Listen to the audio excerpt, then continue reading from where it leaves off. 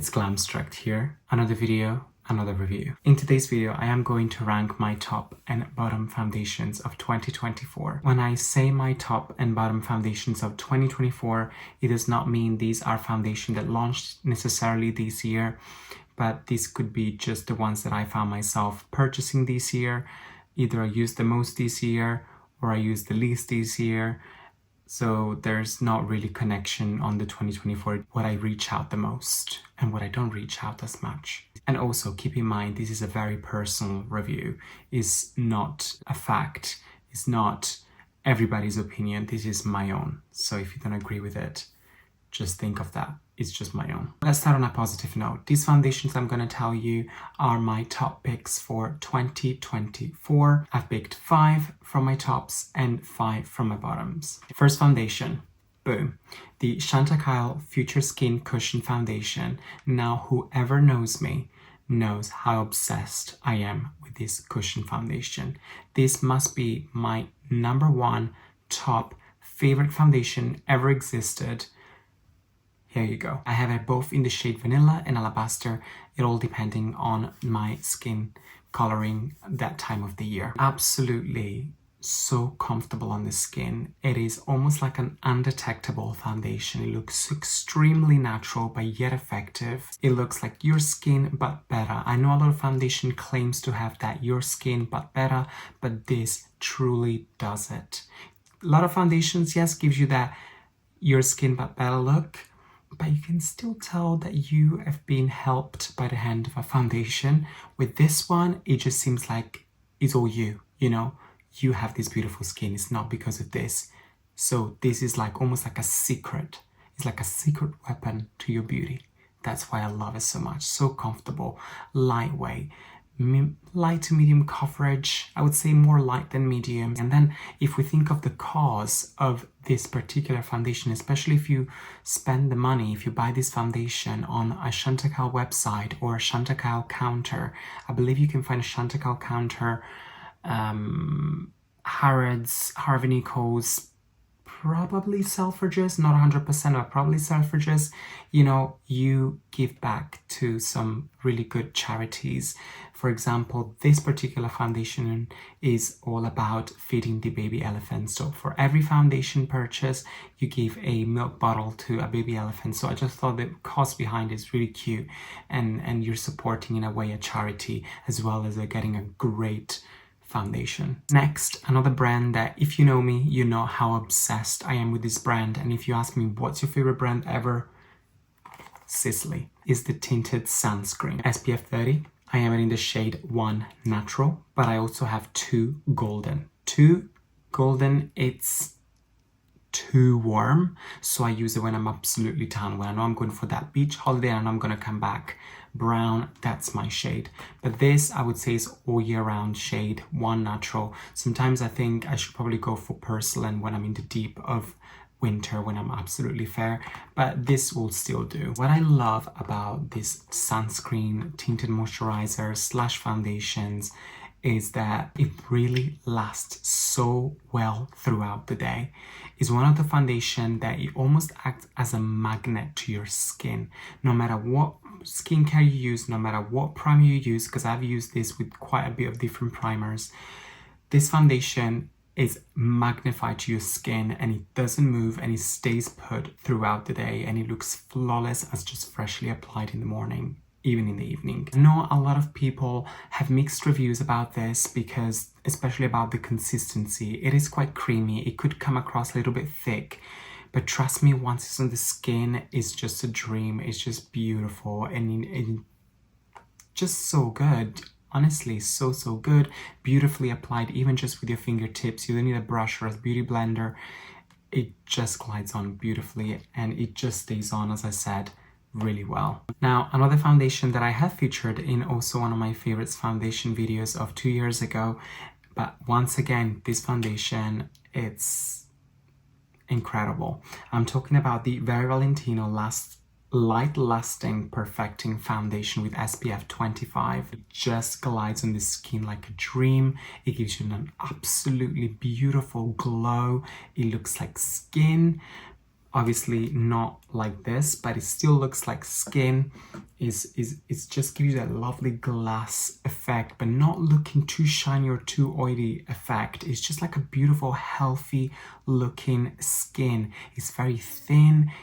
It's just beautiful. So if you're looking for a nice everyday foundation or even occasions, because these days, come on, tinted moisturizer are more your everyday, and then you got your foundation, which is more like an evening or event. Even though these days everything is used for every kind of occasions, there's no real rule of where you can wear what. I've been using this for years now, and every time I reach out, which is not very often throughout the year, because sometimes I have so many foundation that I want to get my hands on, and I really want to get a fair shot to a lot of foundation, so this kind of falls on the back a little bit. But I know that whatever I'm going through on that day, whatever skincare, whatever primer, this is going to work really well. Number 4, we got the Le Beige Eau de Tint, or also known as Water Fresh Foundation. This is extremely light, water-based, gel-based.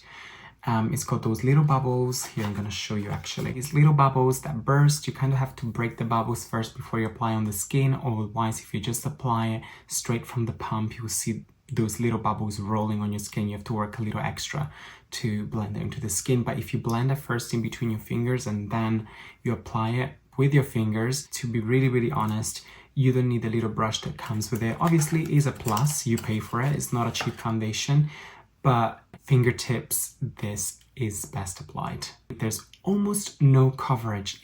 I almost feel like this kind of coverage, so very light to light, but it just looks fresh. It's a perfect summertime foundation. You know, when you want to go to the beach, but you don't want to go completely barefaced, this is beautiful. Or even if you, in the evening, you're still at the beach, in the evening you're going out, you're going to restaurants and just sightseeing, this is beautiful because you just provide that lovely watery glow. It's extremely lightweight. It's very natural that some of your imperfection will still peek through the skin, but that's the beauty of it. It's just perfecting, just evening out. That's what it's all about, and it really lasts very well throughout the day. Yes, you might need to powder because it might your oils might come through and you start to feel like it's too much, but beautiful. And the shade that I use for this one is medium light, or light when I want a little bit more brightening. Last but not least, for my top 5 2024 foundations, Givenchy Prisme-Libre Skin Caring Matte. This foundation, I've been using it for 3 years, I think. This, I'm not gonna lie, is one of the foundations that I reach out the most if I'm going to an event, because if I want my skin to look flawless, this is the one. Your skin looks smooth, evened, softly mattified, not very mattified, like a very soft matte, very comfortable matte. It glides on like a dream. The skincare properties in there, it just works with any sort of primer, any skincare, just perfect. And the shade that I use on this one is 3N250. Moving on to bottom foundations for my 2024. The first one I'm gonna mention is by Westman Atelier, the Vital Skincare Complexion Drops. This is just not right for me. It doesn't feel good on the skin. Now, probably it's a little bit of my fault for purchasing this foundation because it is an oil-based foundation or tinted moisturizer, complexion drops, I don't know how you want to call this, but it's just very oily, and it just doesn't, in fact, I'm just reading the description, not even the description, the ingredients list, and I can see a lot of oils in there.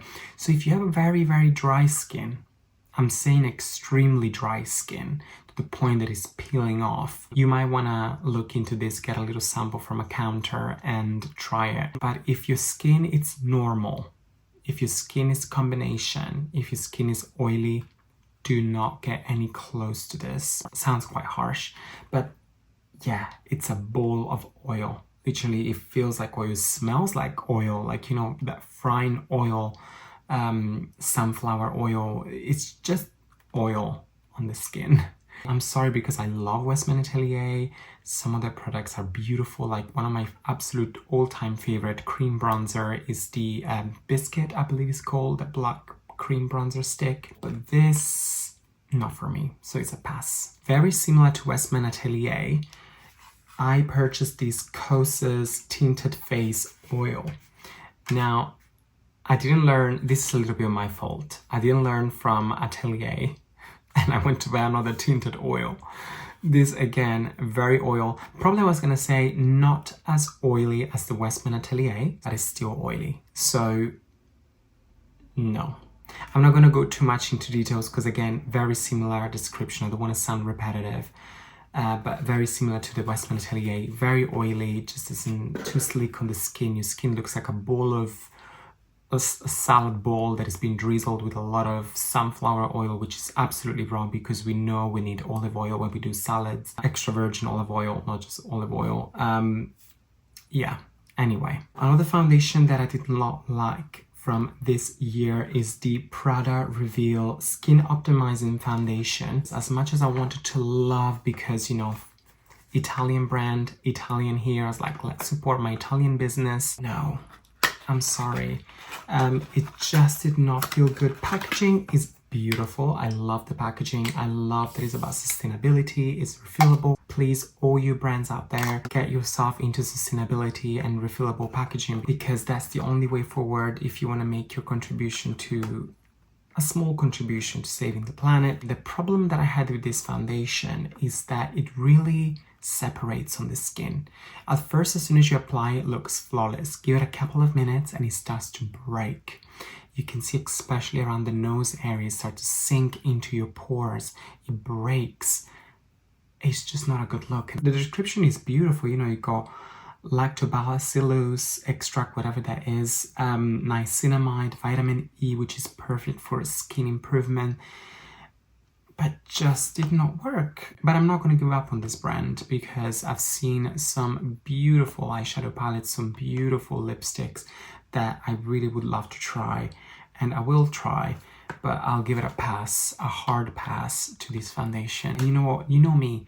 I give foundations a trillion chances. I try with different primers. I try with no primer. I try with no skincare. I try with skincare.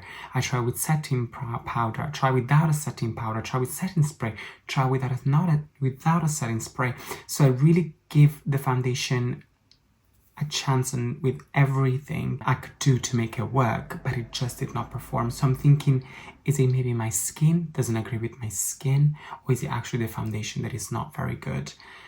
I doubt the foundation is not very good because I'm sure Prada, before launching something like that, would have done a lot of testing, and I'm sure there are people out there that loves this foundation. So I think it's just my skin. It just doesn't suit me. Now, this was a disappointment because I actually went on counter to try this foundation. I was really excited. It looked good there and then. Usually me, impulsive buying and be like, I'm excited about it. I need to buy it. I don't want to think about it. Take my money. This was a fail. I'm talking about the Instant Solutions Beauty Balm SPF 35 by Trish McAvoy. When I first tried this foundation, or this foundation balm, I was extremely excited because it looked flawless when the gentleman applied it on me. Lovely gentleman as well. I would go back and keep talking to him if I could right now. But the foundation was an absolutely unsuccessful experience for my skin. When I came back to the hotel, my face looked like it sinked into pores. It separated on my skin. I tried it with different primers. I tried it with and without setting powder. I tried it to apply with my fingers, beauty blender, or sponge. No, fingers, beauty blender, and brush. But nothing really worked. It could be that maybe being a beauty balm, it targets a different category of customers that maybe has slightly drier skin and they need that balm richness. I don't know, I might be making these up, but it's just my personal opinion about what I've experienced personally with this. And no, it did not work for me. It's too heavy, doesn't last as well on the skin throughout the day, and it breaks, sits into pores. It doesn't look healthy, it doesn't look like skin. It's heavy. That's all I can say. Now, my fifth and last foundation I actually don't have with me because thank God I only got a couple of samples of them of different shades before making a purchase, and thank God I did not make the purchase. But is I don't even remember the name right now. It's the newest Tom Ford matte foundation. This foundation as soon as I applied it, it was absolutely stunning. I felt like it was velvety on the skin. It was flawless. But then I soon realized that it was extremely heavy at the same time. Very full coverage. But not about that, because if a foundation is just full coverage, it's actually good. But the problem was that when you touched, for whatever reason, you touch your skin, even tapped lightly when your foundation was on, you had finger marks on your foundation and your skin was ruined. Basically, you couldn't fix it. If you tried just to sort of tap it gently, it would just remove, it would just literally come off. And you have that classic strip where you can see your skin and the foundation on the top. No, not good.